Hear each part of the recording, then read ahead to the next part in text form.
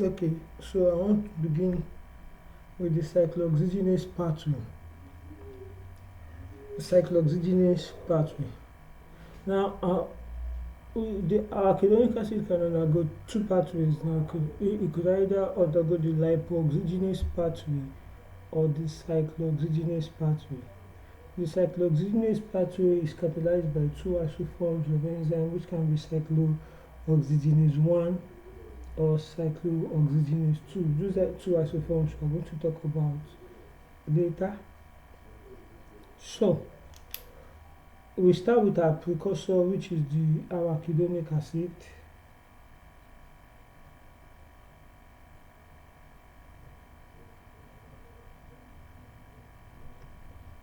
Right?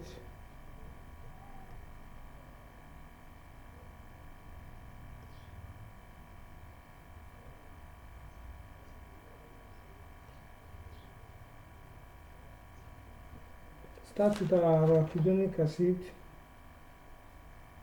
Um, Sorry about the delay.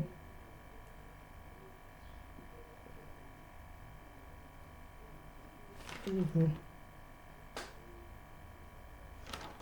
So 5, 5, 8, 11. This is 9, 10, 11.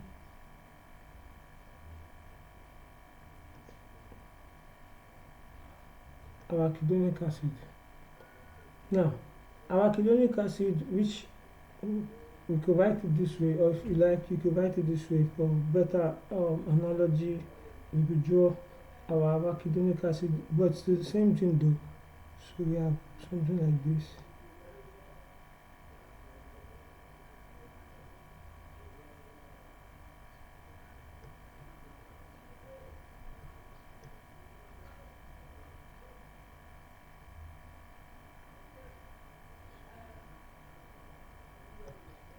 And there's an unsaturation here. There's an unsaturation here. There should be 4 unsaturations. So let's see, this is 1, 2, 3, 4, 5. There should be an unsaturation here. 5, 6, 7, 8, 9, 10, 11, 12, 13, 14. So there should be another unsaturation there. So these are arachidonic acid. The arachidonic acid is going to be acted upon by the enzyme cyclooxygenase. So cyclooxygenase does two things. First, it incorporates oxygen to arachidonic acid to give rise to a bicyclic compound. And then what other thing is that it tends to reduce arachidonic acid to give rise to a precursor. So what happens is, first we have the oxidation of arachidonic acid. First you have one oxygen. Okay, oxygen is better drawn this way. This oxygen binding to our arachidonic acid.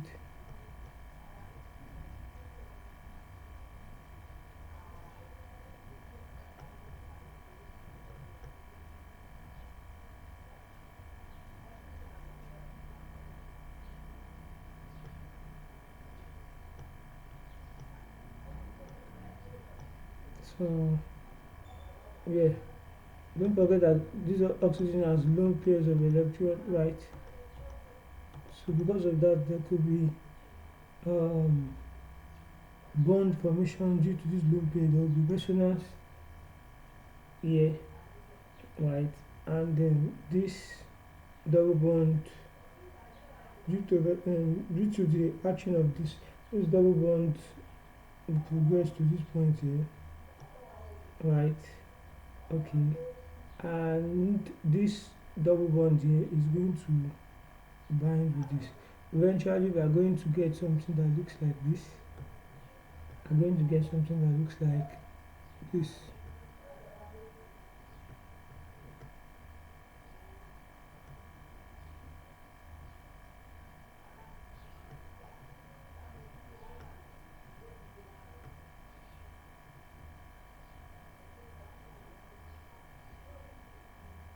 Don't mind the structure, just count the number of carbons.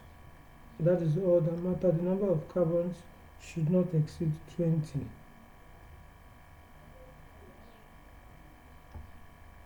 Right. Okay. So we now have a bicyclic compound now. Okay. Now next is there's going to be further incorporation of oxygen by this same cyclooxygenase. So there's going to be further incorporation. Don't forget that there's supposed to be an hydroxyl group here. There will be further incorporation of oxygen by the enzyme cyclooxygenase, and this will result in the formation of this unstable prostaglandin, which we discussed about from the very start of the class. That's the prostaglandin G, so which it looks like this.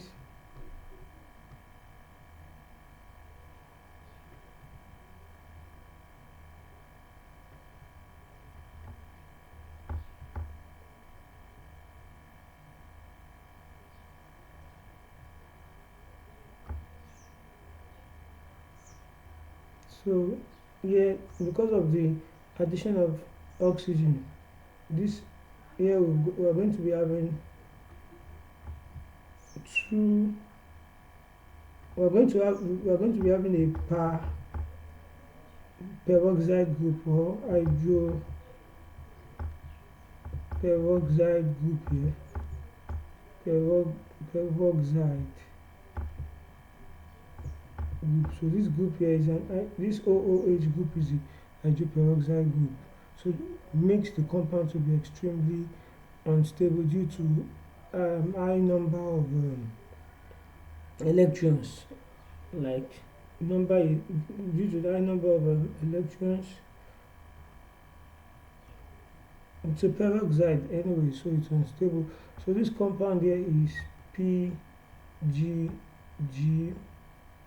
Yeah, because there are two double bonds, so we call this PGG2. So this unstable PGG2 is then going to undergo reduction by the same cyclooxygenase. So there's going to be reduction of the hydroperoxyl group by the enzyme peroxidase, which is also a component of the cyclooxygenase complex. So peroxidase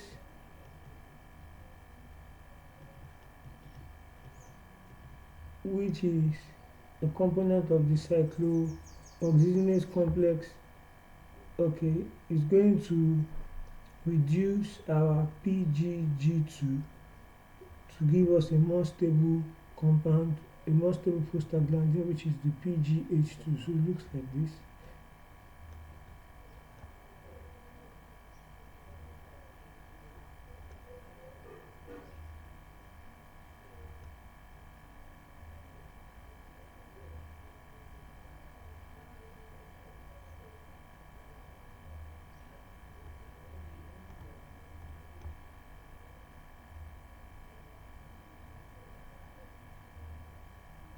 Please don't mind my diagram. There's a double bond here and there's a double bond here. So this is a more stable prostaglandin PGH2. So the enzyme catalyzing this process is a component of the cyclooxygenase, and it is called it's a peroxide. So this peroxide tends to remove one of the oxygen from the hydroperoxyl group. Tends to remove one of these oxygens here from the hydroperoxyl group to give us a more stable prostaglandin. Now don't forget that PGG and PGH, let me circle this. This is PGH2.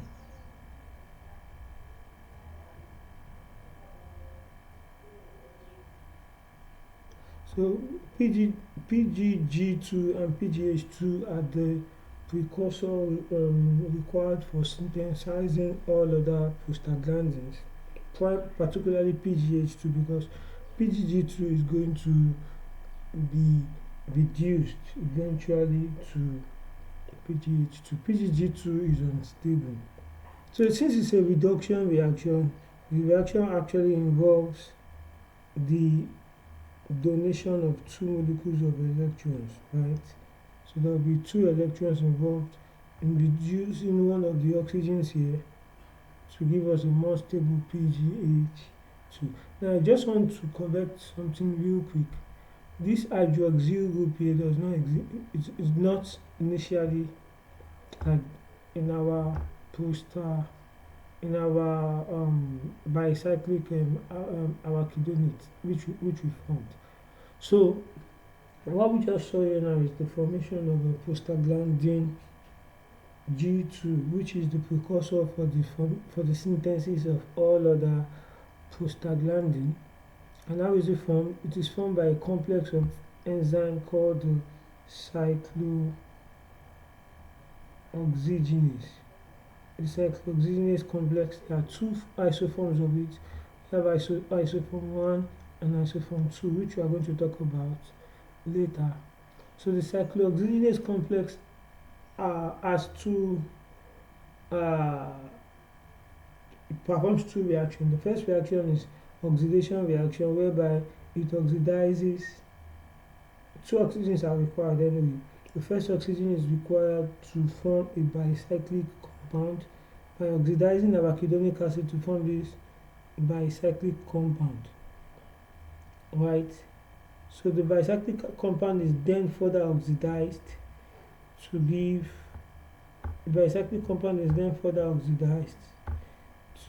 this PGG2, which is highly unstable. And one of the reasons for the instability of this compound is due to this hydroperoxyl group. The hydroperoxyl group is the OOH group, right? So afterwards, the PGG2 is then going to be reduced by the enzyme peroxidase, which is a part of the cyclooxygenase complex, to give us PGH2, a more stable compound. Okay, so what happens next? We're going to continue in a moment.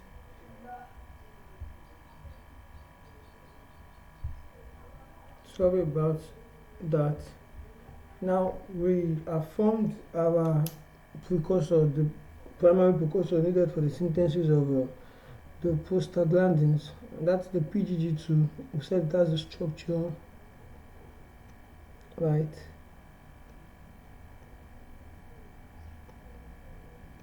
So this is the structure for our PGG2. Has this bicyclic ring like so.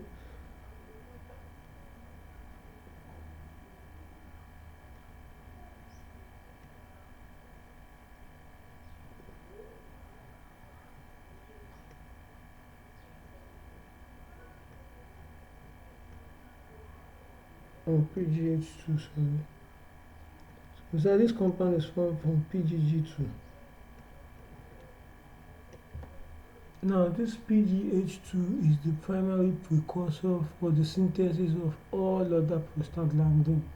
So whatever prostaglandin we want to synthesize is manufactured from PGG2. For instance, PGG2 is prostaglandin D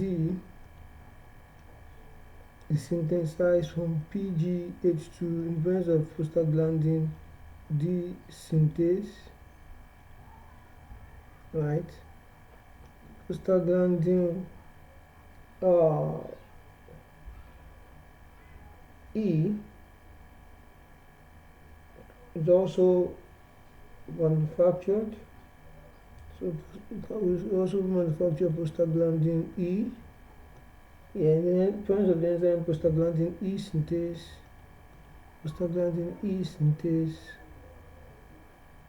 and this enzyme requires glutathione.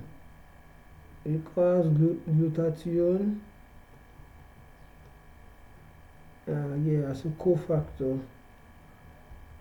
So we talk about prostacyclin, PGI. Now we'll talk about these prostaglandins A or prostaglandins B or prostaglandin C. They are all reduced to reduce. They are all sorry I said reduced. They are all synthesized also from PGH. PGH is the primary precursor for the synthesis of all of this prostaglandin, and even prostacyclin, that's in PGI. I guess that's prostacyclin synthase, and even our thromboxane too, influence of the enzyme thromboxane synthase. So our thromboxane A and our thromboxane B is also synthesized from this enzyme. So that's that about the cyclooxygenase pathway. So quickly I'll talk about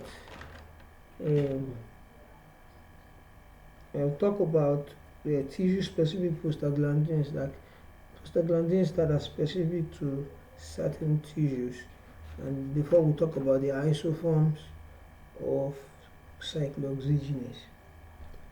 Okay, so I'll see you in the next encounter.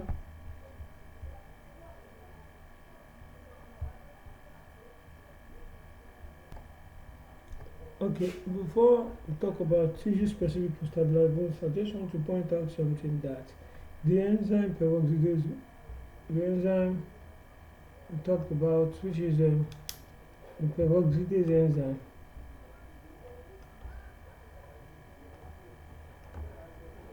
is not a part of cyclooxygenase complex. Rather, both the cyclooxygenase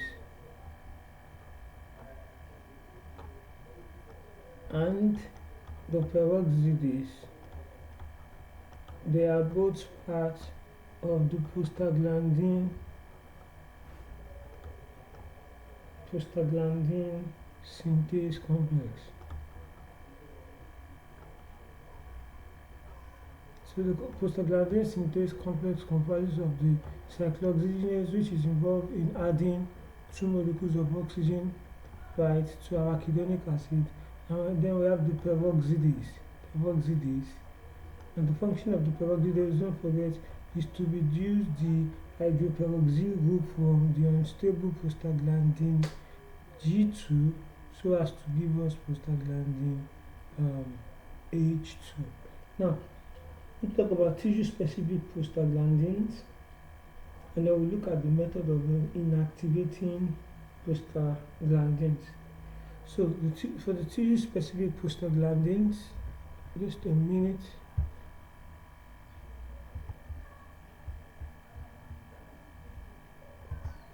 So we are talking about like prostaglandins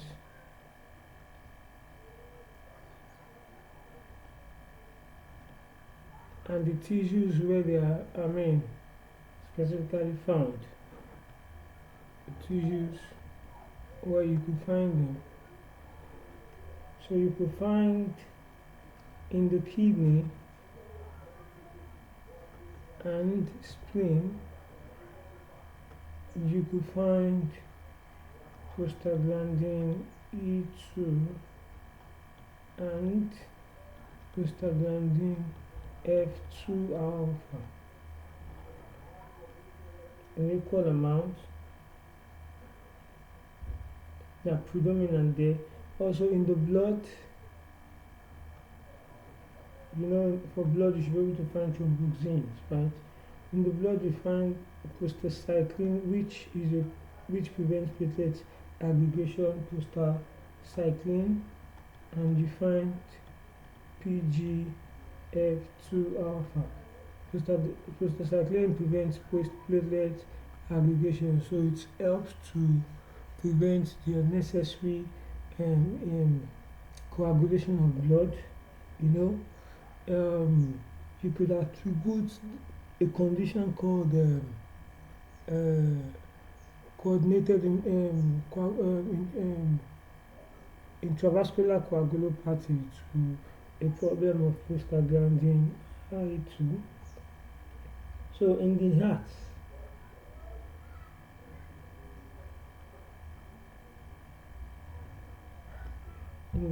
you find prostaglandin E2, you find prostaglandin F2 alpha, and you find prostacyclin. In the heart, in the lungs, and platelets in the lungs and platelets, you find the thromboxane A2.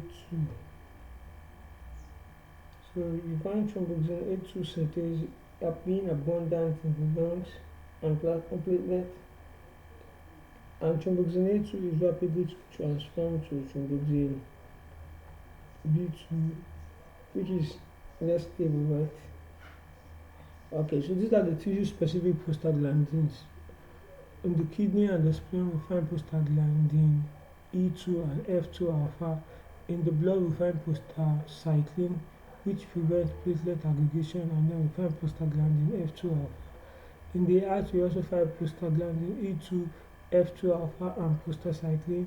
And in the lungs and platelet, we find thromboxane A2 and thromboxane B2. So next, we'll quickly look at the method of inactivating prostaglandin.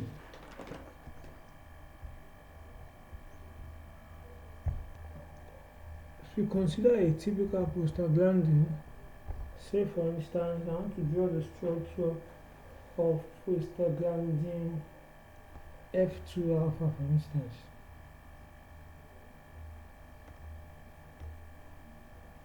So drawing prostaglandin F2 alpha.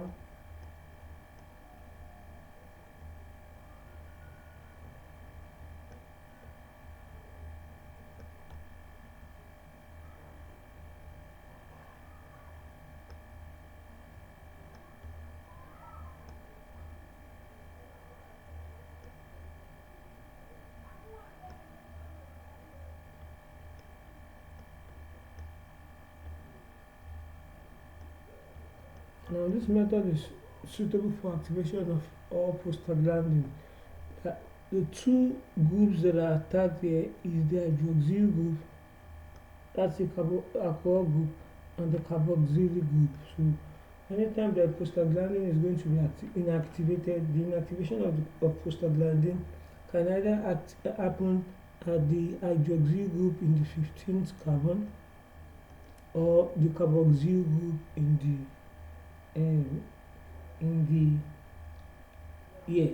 the beta oxidation of this carboxyl group. So that's pretty much how prostaglandins are inactivated. So most of the drugs that are targeted to inactivate the prostaglandin will either act on this hydroxyl group, for instance, acetyl salicylic acid or aspirin will acetylate this hydroxyl group here, or could even acetylate the carboxyl group here, and eventually cause the groups to be altered, cause the structure of the prostaglandin to be altered so that it cannot perform its physiological function or its biochemical function. So in the next class, we'll look at the isoforms of cyclooxygenase. So thank you.